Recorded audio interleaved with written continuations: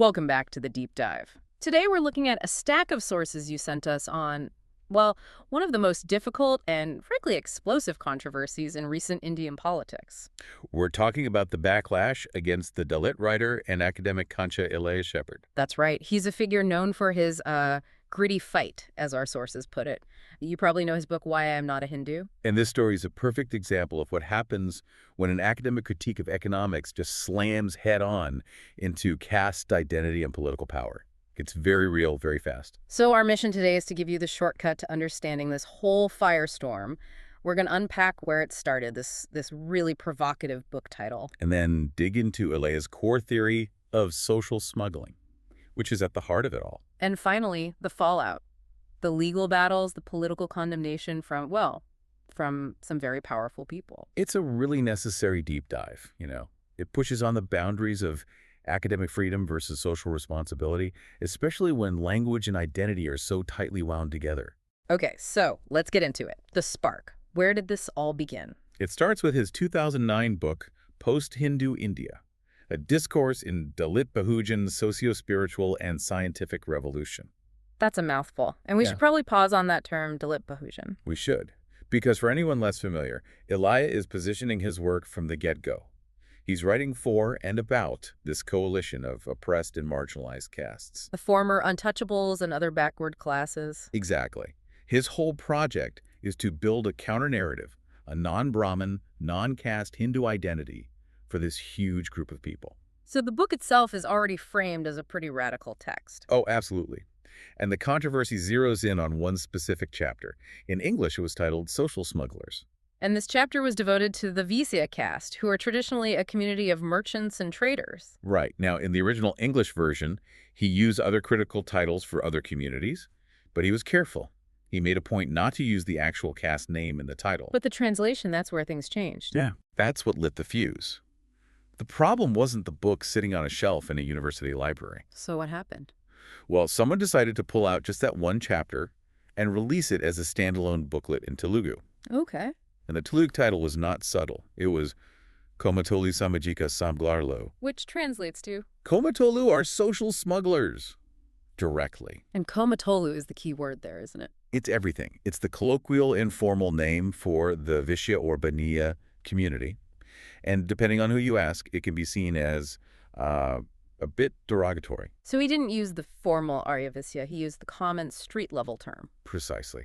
And by doing that, and pairing it with social smugglers, the community in Telangana and Andhra Pradesh felt it was an immediate personal insult to every single member. So it completely shifted the conversation. It went from a structural critique of a merchant class to a direct accusation against a specific caste using their own informal name.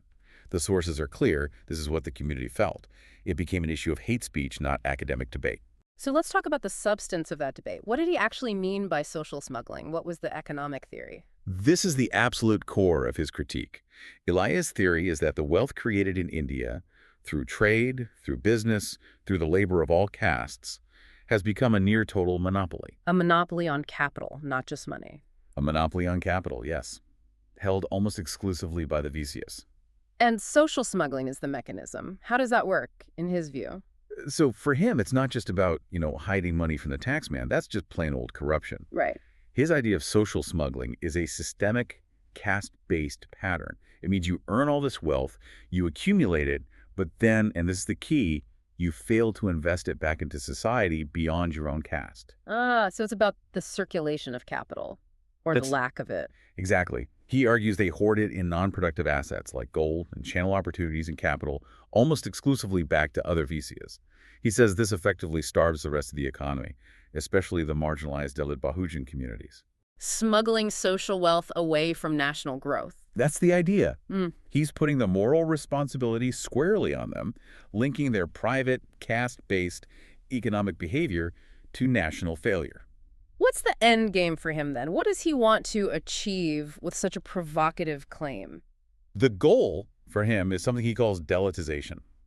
It's a key concept in his work. Okay, what is that? He sees it as this big moral cultural project to humanize Indian society, to instill values of work and equality that come from the productive labor of the oppressed castes instead of the old hierarchy. And he thinks this economic monopoly is blocking that. He says their monopoly blinds them and the Brahmins to the systemic exclusion that others face. They just dismiss it as a lack of merit. So dismantling their economic power is a necessary step for this broader social transformation to happen. That's his view, and he has a very specific proposal to fix it. He says this wealthy community has a nationalist responsibility. He argues that if industrialists offered just a little token preferential treatment, say a 2% reservation for the marginalized in the private sector, Just 2%. he believes the whole national economy would improve. Yeah.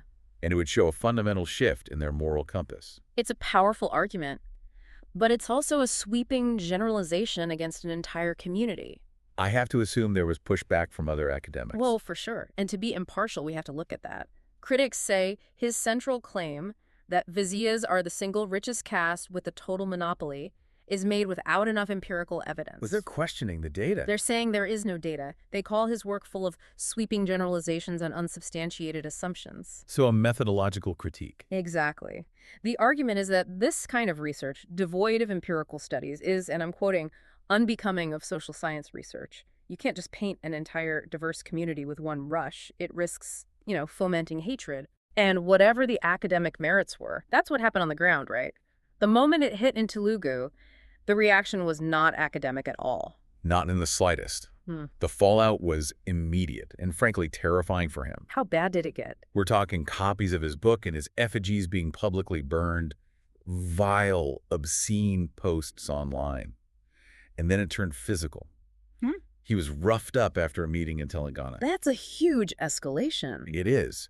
And because of multiple death threats, he put himself under what he called self-imposed house arrest. Wow. He even said he was losing faith in the Constitution guaranteed freedom of speech. And to make it worse, he asked for police protection. And the state refused. The Telangana Home Minister basically said publicly that Ilaiah's campaign against the caste was not justified, which was seen as a reason to deny him protection. That is stunning. The state essentially siding against the person receiving death threats. And then the top political leaders weighed in, overwhelmingly against him. Who are we talking about? A Telugu Desam Party MP, P.G. Venkatesh, who was a wealthy Vysya himself, said he would seek the hanging of persons like Ilaiah for inciting hatred. The hanging? Yes, and demanded a ban on the book. Another former chief minister, K. Rosaya, said the controversy helped unite us Vysyas like never before. So his targeting of the community actually backfired, in a way. It solidified their identity against him. It seems so. Then you had the Telangana minister, K.T. Ramarao, tweet that it was a reprehensible abuse of freedom of expression. And the chief minister of Andhra Pradesh at the time, Chandrababu Naidu, went even further. He did. He publicly declared there are no copies of the book in the state now, and we will ensure that in the future too. Basically promising to suppress its circulation. An academic book, that's incredible. Yeah. But it didn't just stop with political condemnation. They took it to the courts. Right. And this shows their organizational power. The World Arya Vysya Mahasabha, a major community organization, petitioned the High Court. To file a criminal case against him? A criminal case, yes, but also for a CBI probe, a Central Bureau of Investigation probe. A CBI probe? Into what? Into alleged fund flow from foreign elements. They also wanted him booked under the Prevention of Corruption Act. So they weren't just saying the book was insulting. They were trying to frame him as a corrupt foreign agent. Exactly. It's a classic move to delegitimize the person, to say his entire critique isn't a real argument, but is actually anti-national propaganda. It completely shifts the terms of the debate. Which brings us to the core conflict here, right? Free speech versus incitement. That's the dilemma. Ilaiah and his supporters see all this, the threats, the legal cases, as a clear, concerted attempt to threaten him into silence. Instead of actually debating his ideas. Right. But the other side says his methods were designed to be destabilizing. They argue that he knew using specific caste names in the Telugu titles was derogatory and provocative. So it was strategic provocation. That's what his critics claim, that his generalizations were calculated to foment hatred and that you can't push for social change by inciting that kind of division. And through all this, Ilaiah himself, he didn't back down. Not one bit. He was completely unfazed. How did he defend his choice of words? His defense was simple and uncompromising. He said, and I'm quoting, "If the richest community does not have positive moral sentiment towards poorest and weakest people, hurting that sentiment in the process of writing is unavoidable."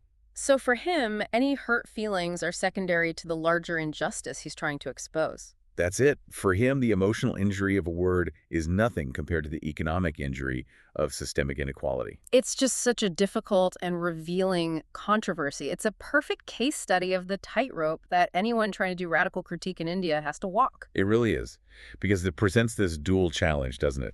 On one hand, you have the intellectual duty to call out structural inequity, which he sees as vital for that Dalitization project. And on the other. The very real, very practical risk that your words will be labeled derogatory, be seized by opponents, and used to justify shutting you down completely with threats and with legal action. Which leaves us with a really difficult final thought for you to chew on. How can anyone effectively challenge a structural monopoly, a deep-seated system where capital is tied to caste, without targeting the people who belong to and benefit from that system? Especially when using the kind of language that is guaranteed to provoke the very backlash that gets your work banned and your life threatened. It forces you to ask, does radical change demand radical, uncompromising language even if it means risking everything?